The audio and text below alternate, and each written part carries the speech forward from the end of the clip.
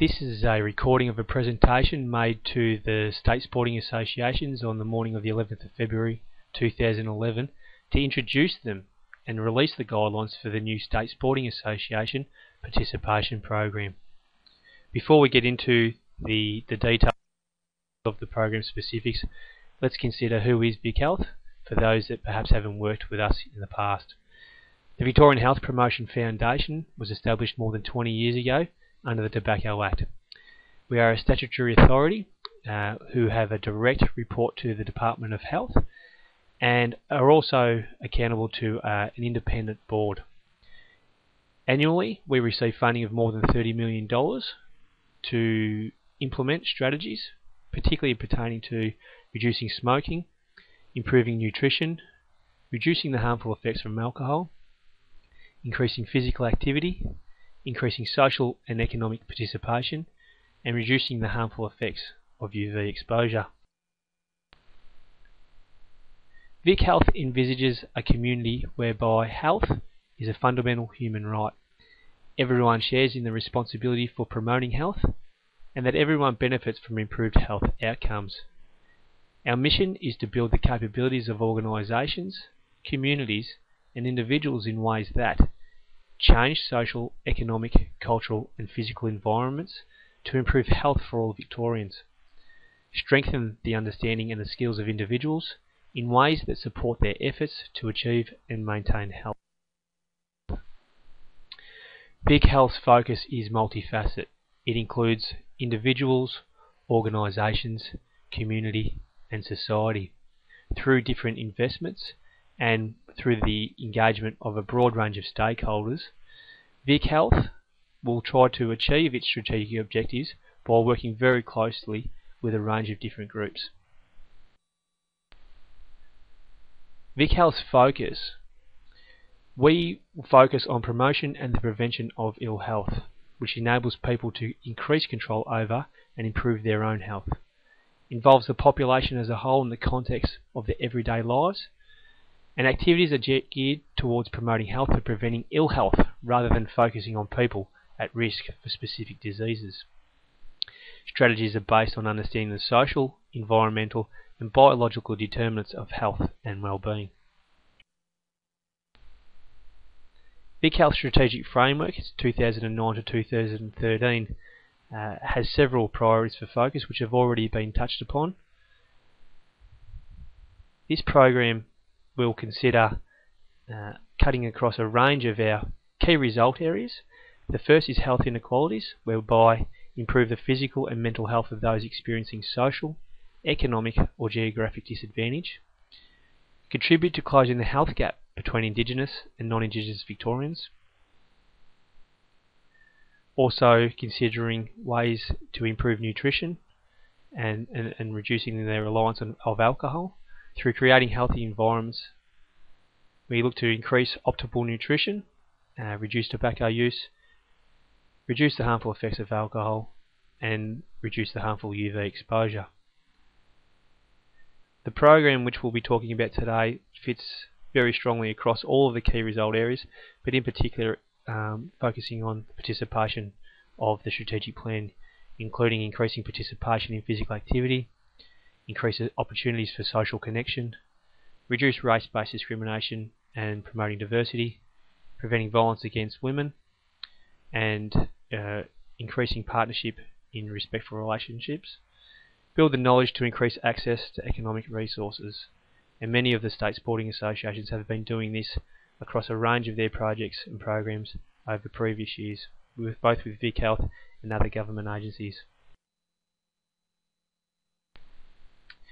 So the journey so far, those of you who have been involved with VicHealth over the past decade would be quite familiar with this.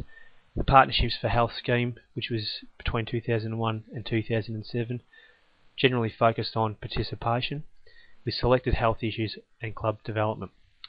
This program has evolved into what was being known as the PIXAR state and regional grants, where funding for state sporting associations, regional sports assemblies and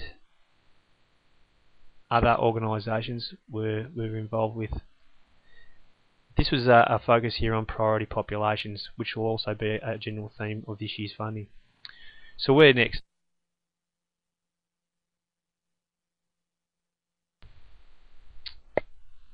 This here gives you an indication of our investment life cycle, whereby we're continuing to evolve our programs, looking for best practice, always searching for ways in which evidence base can be incorporated into program design. We have an independent advisory committee which is made up of a range of different stakeholders across the sports sector, and which bring together a great deal of intelligence and technical expertise in shaping our investment. We will be consulting with this group, as we will be with the VicHealth board, around putting forward recommendations for successful projects under this new program.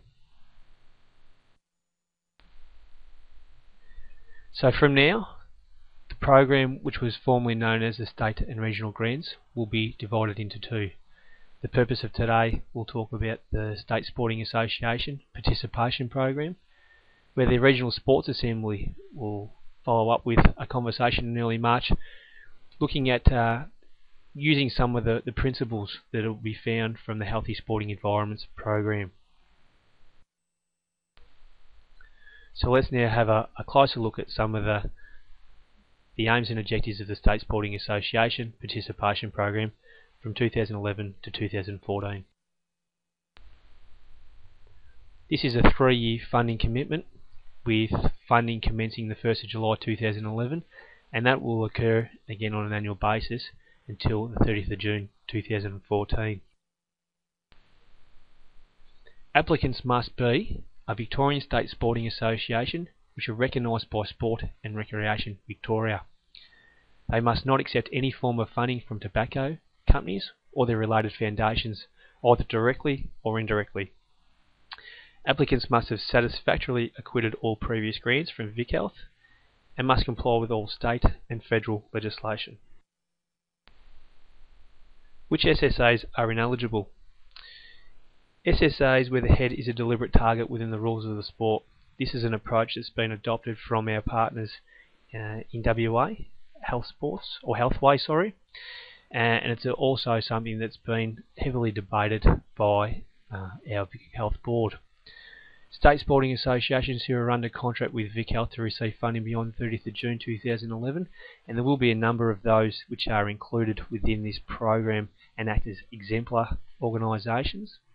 These people will be discussed later on, but will have some great deal of technical expertise, having worked with some of the priority populations in particular, and some alcohol strategies over the past few years. These people will also be able to provide a lot of insight and encouragement throughout the investment cycle. SSAs who have failed to acquit previous VicHealth grants will also be ineligible for funding. So what are the funding amounts? The funding amounts will be determined by the State Sporting Association category, which is also common practice that Sport and Recreation Victoria have been doing over the past few years. Category 1s will be eligible for funding between $120,001 up to $180,000 per annum over the 3 years. Category 2s between $70,001 to $120,000. Category 3s up to $70,000. The categories have been determined based on membership total and financial annual turnover. A list of the state sporting associations and the categories that they fall into can be available or accessed via the VicHealth website. Budget considerations. We are strongly encouraging that dedicated state sporting associations allocate resources to their project over the life of the investment. We're suggesting at a minimum that 3 days a week be allocated to a project from Category 3 state sporting associations. We would encourage partnerships which may involve contracting or commissioning. This includes a range of peak agencies. VicHealth will not negotiate your submitted budget, so it's very important that you consider from the outset how much your project will cost based on your delivery methodology and what your outcomes are likely to be achieved. What will not be funded? Core operational, organisational costs, projects that do not meet the aims of the program's objectives, projects requesting retrospective funding, one-off events such as one day a week or weekend events with no links or ongoing project activities, the purchase of uniforms, trophies, prizes that are not linked directly to the project. Videos, film, publications and advertising, or conferences and travel, which again are not part directly of the project. Interstate or international travel costs, which are not part of the project, recognising however that some of the achievements will be absolutely welcomed in terms of presenting at conferences both intra and interstate.